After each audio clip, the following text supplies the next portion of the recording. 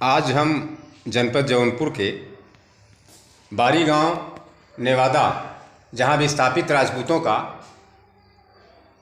गांव है, वहां पे आज हम उस गांव के माननीय जयकरण सिंह के आवास पे बैठे हुए हैं, जहां पर अखिल भारतीय क्षत्रिय महासभा के संगठन मंत्री हुआ करते थे ठाकुर आद्या प्रसाद सिंह, जो क्षत्रिय प्रशस्ति ग्रंथ के लेखक हैं। उनसे आज हम जानना चाह रहे हैं कि विस्थापित राजपूतों के बारे में क्या कहना चाह रहे हैं और किस तरह से विस्थापित राजपूतों को फिर से उनका सम्मान और स्वाभिमान वापस दिला सकते हैं। आप हैं ठाकुर आद्या प्रसाद सिंह, बताएं क्या कहना चाहेंगे विस्थापित स्थापित राजपूतों के बारे में।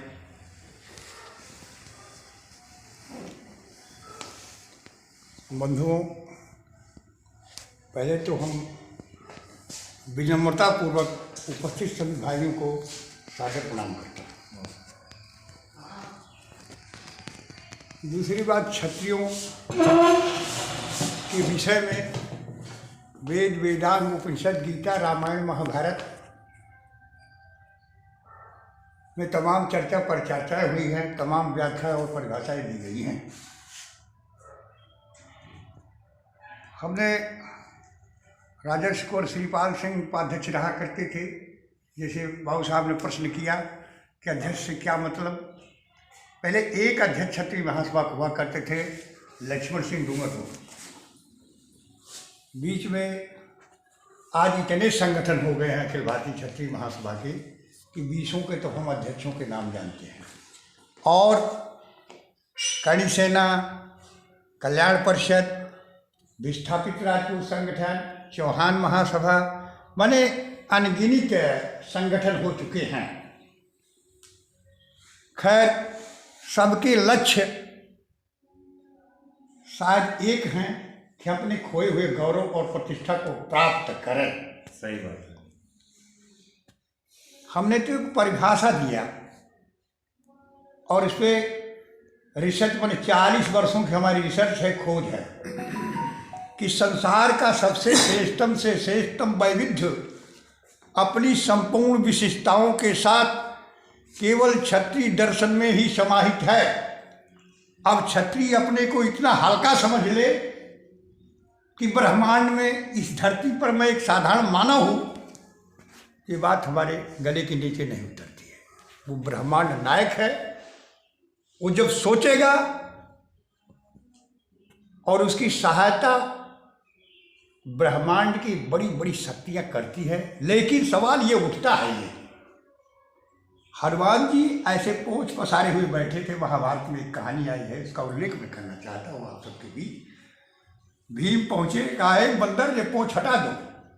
उन्होंने कहा बहुत बूढ़ा हूँ, आप हटा दीजिए। नहीं हटा पाए तो जो असली रूप में आए, कहा अरे आप तो रामादल के सेनापति रहे, बड़े बड़े योद्धाओं को पराजित किया, बड़ा बड़ा काम किया। हमारे यहाँ महाभारत होने जा रहा है, कुछ रणनीति हमें भी बता दीजिए। तो उन्होंने कहा इतने अल्प समय में कौन सी रणनीति बताऊँ, एक बात तुमसे कहना चाहता हूँ, उसको हृदयंगम करो, अपने हृदय में रखो, उस पर विश्वास करो कि राजा लड़ता है और सेना लड़ती है, बड़े बड़े रणनीतियाँ लड़ती है, बड़े बड़े कपोल कल्पित और कलुषित विचारधाराएं लड़ती है, लेकिन जीत तो सत्य की होती है। जीत सत्य की होती है। राजर्षि कुंवर श्रीपाल सिंह ने बहुत दिनों से चल रहा है, क्षत्रिय हितकारी महासभा के रूप में यह संगठन चलता रहा और अखिल भारतीय क्षत्रिय महासभा से पुराना यह संगठन रहा। तो राजा साहब संग्राम बाबू के दिमाग में आया आखिर क्या बात है, तो उन्होंने सूबेदार भगवान दीन सिंह से खोज कराई। आप लोगों में खोज करने की भी सारी चीज़ें समाप्त हो चुकी थी। लोग इतने पिछड़ चुके थे, पढ़ाई लिखाई से महरूम हो चुके थे, इतने दीनहीन अवस्था में थे, कुछ बता नहीं पा रहे थे। केवल एक चीज़ आपके खोजों ने बना के रखा था, बाण। उस पर उन्होंने कहा यह बाण है क्या, तो बाण था क्या, जैसे बिजोलिया बाण।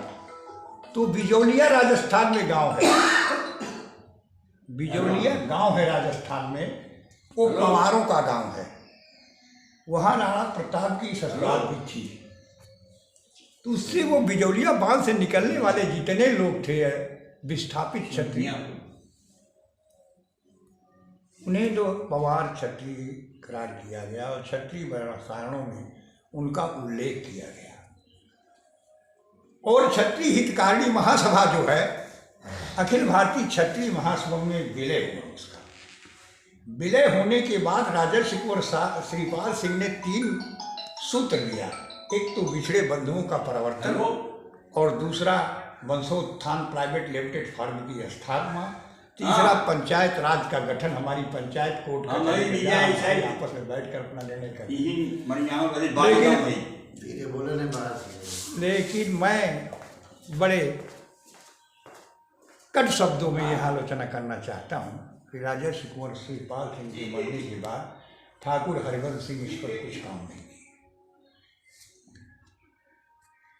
मुझे बड़ी तरस आती रही, और मैं आपके पूरा करीब पूर्वांचल के सारे जिलों में घूम कर देखा हूँ।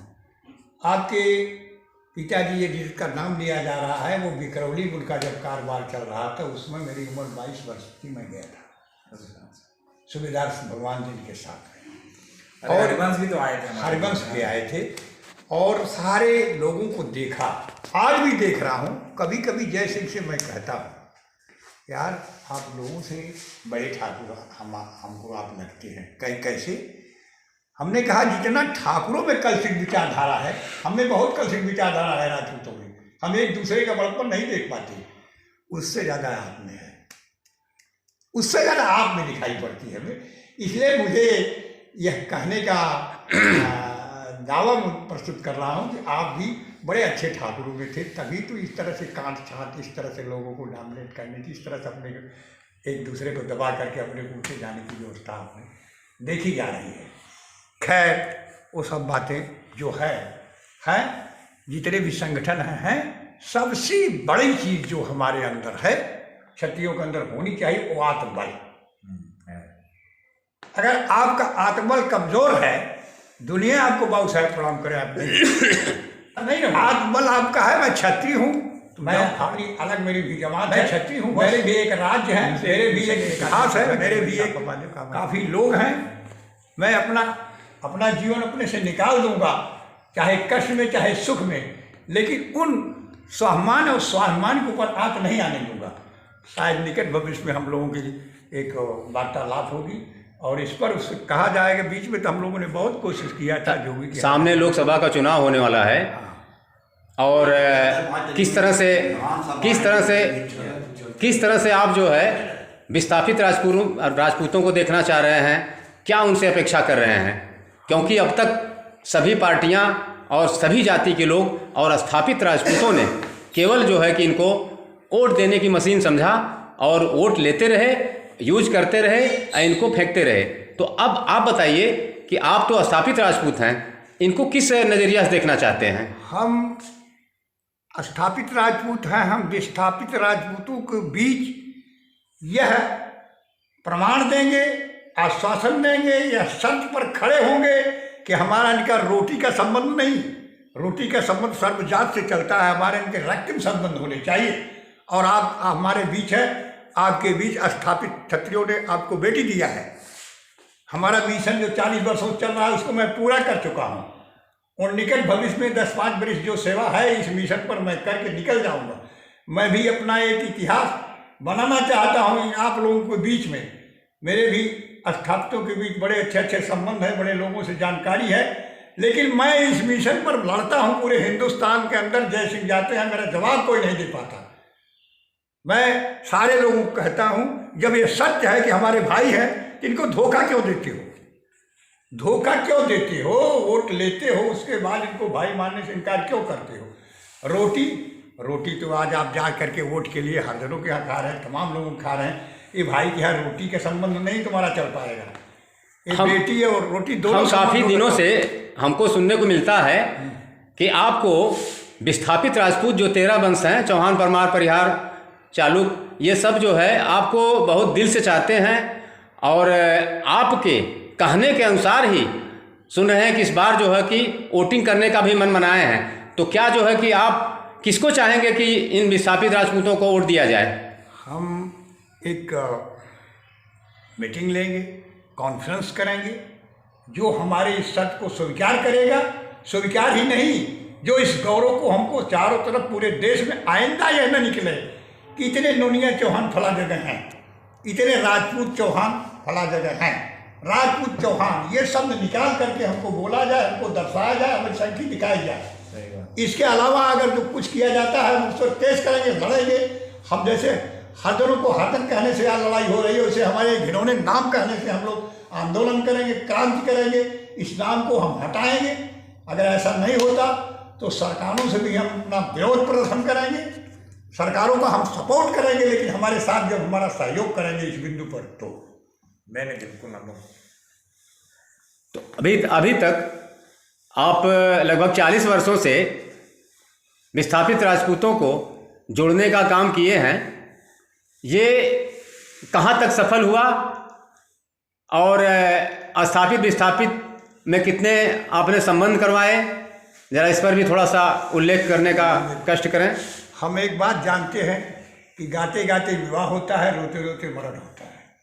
हम जब इस मिशन में आए थे तो हमारे ख्याल से हमने ऐसा कोई नहीं देखा था, लेकिन सूबेदार साहब राजा सिकवर सिकपाल शाम साथ के साथ 8 शादी रिश्ते स्थापित विस्थापितों में हुए थे, लेकिन वो दूर दरार हुए थे, कहीं 10 कोस लंबे, 20 कोस लंबे, कोई जानता था, कोई नहीं जानता था।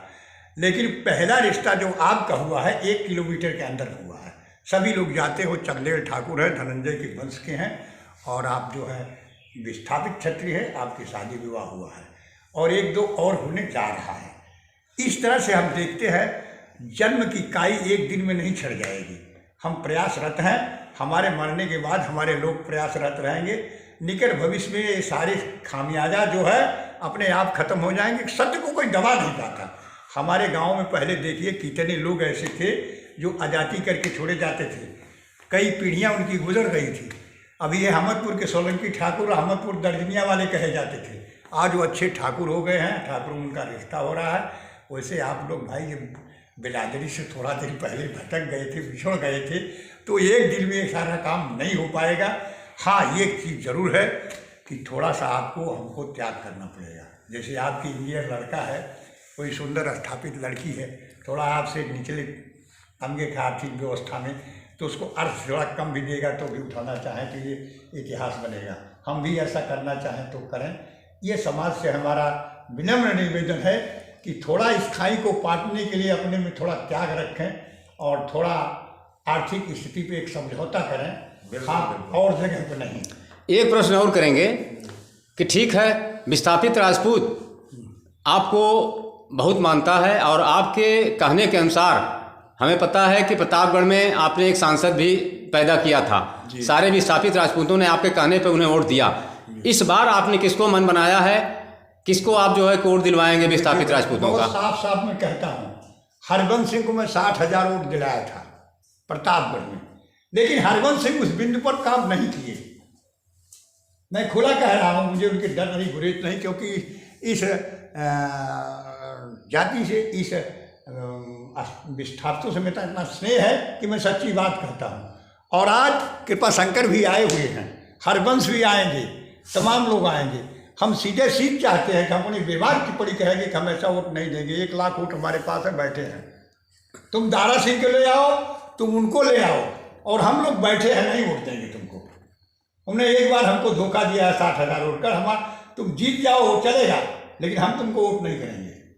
सीधे सीधे हमारा फार्मूला है। हम 5 लोग बैठे रहेंगे, 10 लोग बैठेंगे, 50 लोग बैठेंगे, लेकिन हम अपनी बर्बाद